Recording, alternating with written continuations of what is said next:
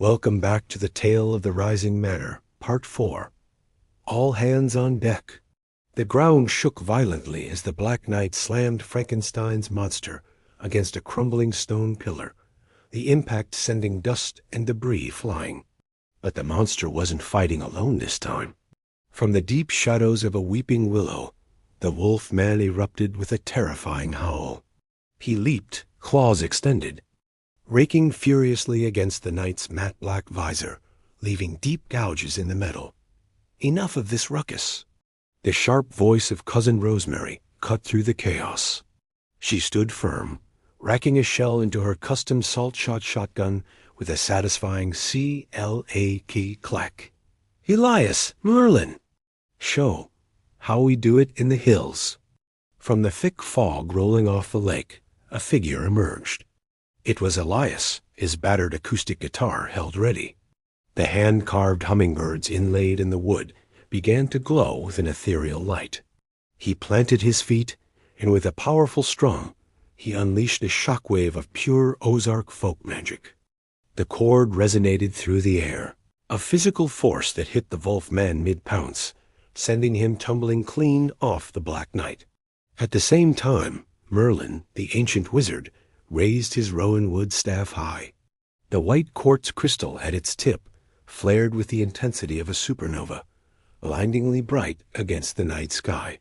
By the ancient oaks of the White River, his voice thundered, echoing with the power of ages. He didn't conjure simple fireballs.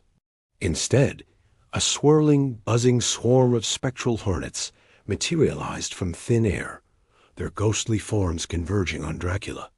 The vampire recoiled, hissing, and was driven back, forced to retreat into the shadows of the bell tower. High above the chaotic scene, a neon-green saucer hummed, its otherworldly sound cutting through the din of battle. A classic gray alien, Zero Antarctica, leaned out from a portal. His large silver eyes reflected the moon as he surveyed the fight below. He raised a device and fired a precise beam of tractor light. The beam enveloped the mummy just as Tom Sawyer was putting the finishing touches on his whitewash job, freezing the ancient creature in its tracks. Analysis. Zero's metallic voice echoed across the grounds. Target is approximately 3,000 years past its expiration date. Not far away, the Bull Shoals boogeyman, an enigmatic figure cloaked in the legend of the lake, leaned into his 1950s radio microphone. He twisted a dial, turning up the gain until it crackled with energy. "Testing 1, 2. Here's a little monster mash for the graveyard shift." He didn't sing. He blasted a high-frequency sound wave that pulsed through the battlefield. The sound hit the invisible man, causing him to flicker and then glow a bright, solid neon blue, making him an unmissable target for anyone with so much as a pea shooter. At the center of it all stood old Tom Brown, a giant of a man, his presence as solid as the Ozark Mountains themselves. On his shoulder, the Siamese kitten Sugar wasn't just a pet. Her tiny form pulsed with a violet light, a sentinel watching over the chaos. Tom looked over at Sherlock Holmes and Huck Finn. Both were staring, mouths agape, not at the monsters, but at the impossible sight of a wizard and an alien saucer working in tandem. Tom adjusted his overalls, a low rumble of a chuckle in his chest. "Well," he said, his voice calm and steady, "the gang's all here. Doc, you want the honors?" Doc Holliday stepped forward. His face was sickly pale in the moonlight, but it cracked into a grim grin. He surveyed the scene.